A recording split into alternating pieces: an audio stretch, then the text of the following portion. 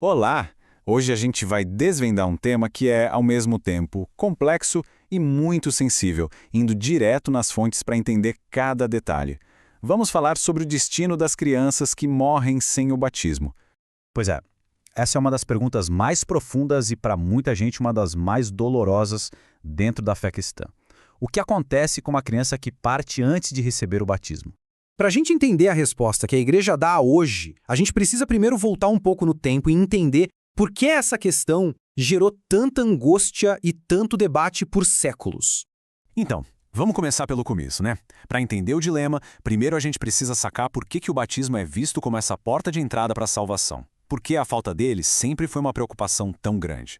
A base de tudo está nesse conceito aqui, o pecado original. Segundo a doutrina, é uma condição que todo mundo herda, sabe? Que meio que nos afasta de Deus. E aí o batismo entra como algo necessário para nos libertar do que o catecismo chama de poder das trevas. E essa citação do catecismo, olha, ela é bem direta. Ela resume a posição que a igreja manteve por muito tempo. A de que o próprio Jesus teria dito que o batismo é um passo fundamental para a salvação. Tá, mas se o batismo com água é tão central assim, fica a pergunta: será que essa é a única porta? A teologia católica, na verdade, explora outros caminhos e todos eles giram em torno da ideia da infinita misericórdia de Deus. E aqui a coisa começa a ficar muito interessante. O próprio catecismo traz uma nuance fundamental.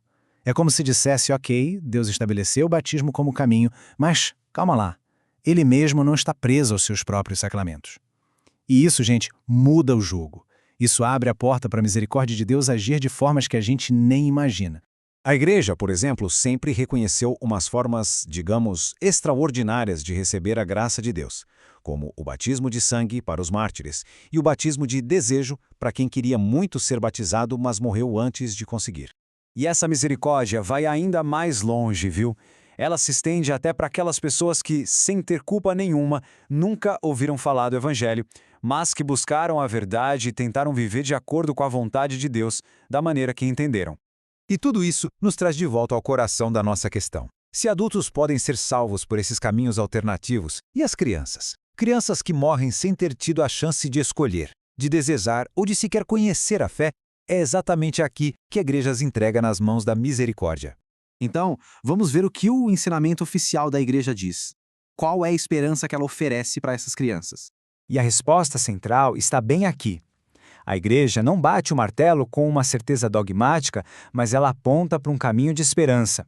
Uma esperança que se baseia em duas coisas: na imensa misericórdia de Deus e na ternura que o próprio Jesus demonstrava pelas crianças.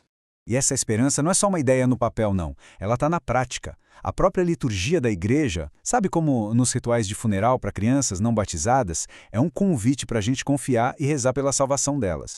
Essa mudança de foco para a esperança marca uma evolução muito importante no pensamento da igreja. Vamos dar uma olhada em como essa resposta de hoje se afasta daquelas hipóteses teológicas mais antigas, como a famosa ideia do limbo.